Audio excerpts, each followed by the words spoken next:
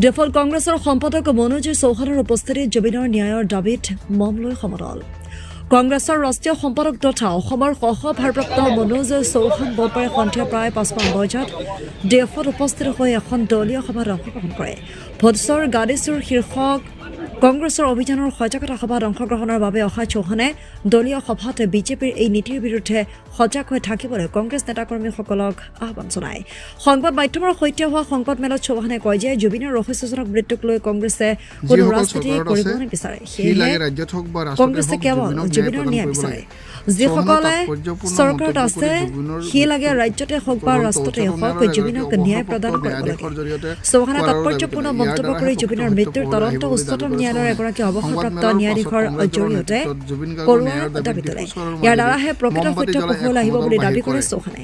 সংবাদ মেলৰ পাছত কংগ্ৰেছ দলৰ নেতৃত্বত জুবিন গাৰ্গৰ ন্যায়ৰ দাবীত ডিফু চহৰৰ মাজেদি মমবাতি জ্বলাই এক সমদল বাহিৰ কৰে।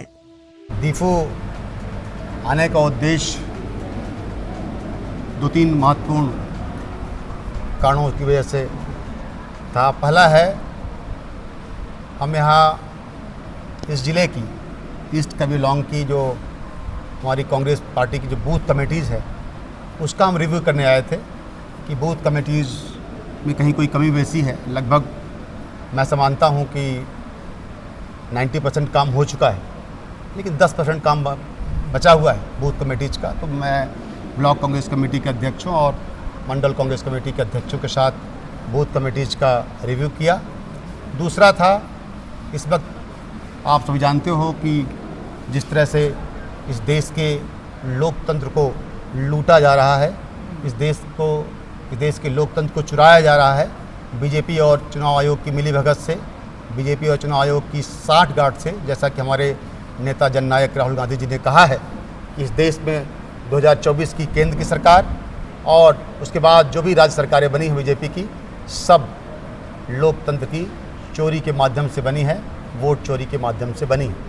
इसके लिए हमारे नेता राहुल गांधी जी ने विधिवत 7 अगस्त को एक प्रेस कॉन्फ्रेंस की थी दिल्ली में पार्टी हेडक्वार्टर में, और पूरे तथ्यों और सबूतों के साथ बताया था कि किस तरह से इस देश के लोकतंत्र को चुराया जा रहा है बीजेपी और चुनाव आयोग की मिलीभगत से। और उसी क्रम में उन्होंने उसके बाद एक वोटर अधिकार यात्रा की बिहार में 17 दिनों की, और पूरी यात्रा में लाखों लाख लोग राहुल गांधी जी के इस विचार पे कि वोट चोर गद्दी छोड़ के साथ आए और उनको समर्थन जताया। तीसरा चरण चल रहा है जो 15 सितंबर से शुरू हुआ है और 15 अक्टूबर तक आज उसका अंतिम दिन है। वो है वोट चोर गद्दी छोड़ सिग्नेचर कैंपेन। 5 करोड़ लोगों का लक्ष्य रखा गया था जो अब तक पूरा हो चुका है।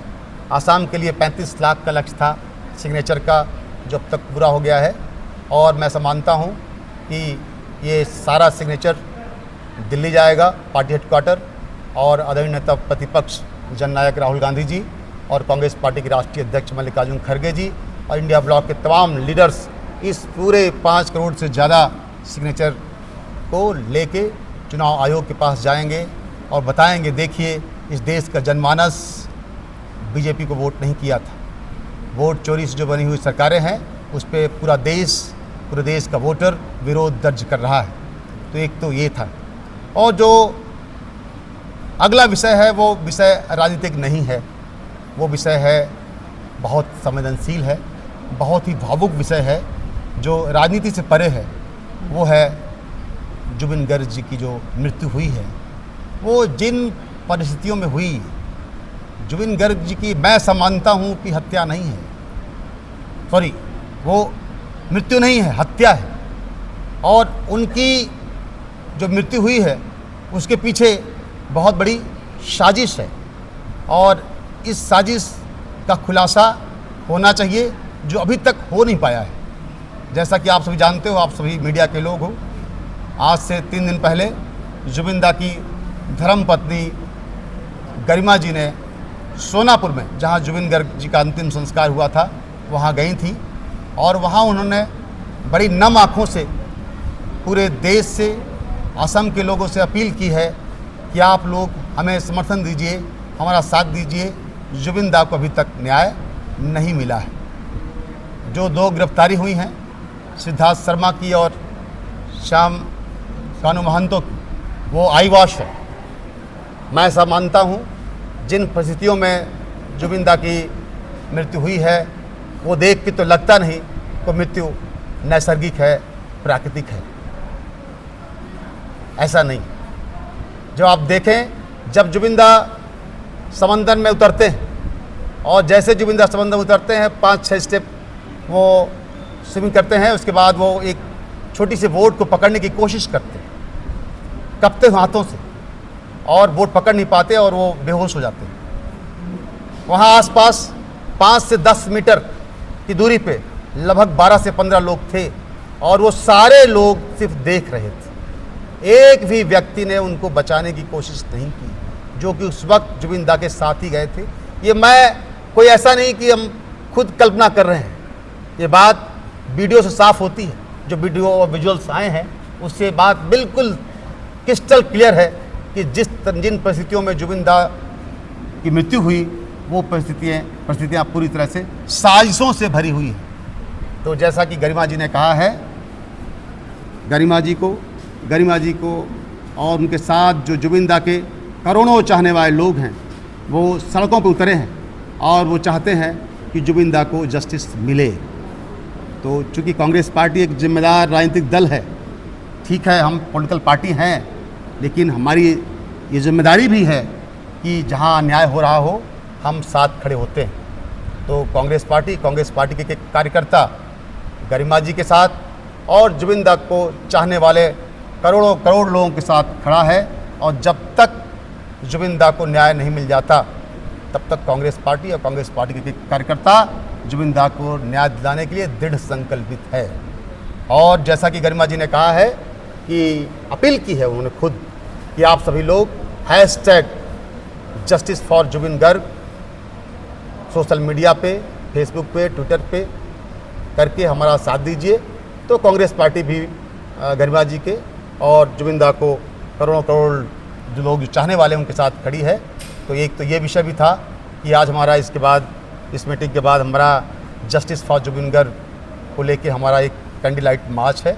हम उस मार्च को आयोजित कर रहे हैं जिसमें हमारे कांग्रेस पार्टी के सभी कार्यकर्ता और यहाँ के जो आम लोग हैं वो भी उसका हिस्सा हैं।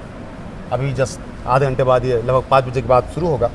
तो एक तो तीसरा विषय ये है, जैसा कि आप जानते हो 1 बजे से मैं लगातार इस मीटिंग में था और मैं